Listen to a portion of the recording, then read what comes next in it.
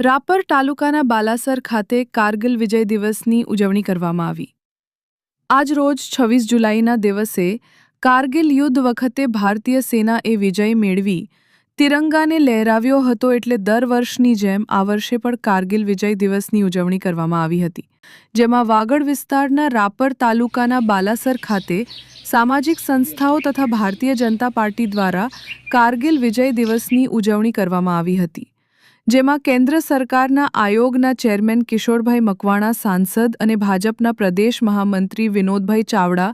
ધારાસભ્ય વિરેન્દ્રસિંહ જાડેજા, તાલુકા મામલતદાર HB Vaghela, Balasar PSI વીએ ઝા,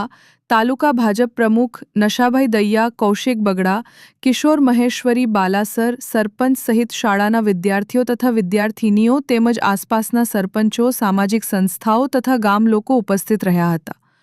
આગેવાનો તથા સંસ્થાઓના પ્રતિનિધિઓ એ કારગિલ વિજય દિવસની ઉજવણી અંતર્ગત વિવિધ પ્રાસંગિક પ્રવચનો આપ્યા હતા તથા એકબીજાને શુભેચ્છાઓ પાઠવી હતી।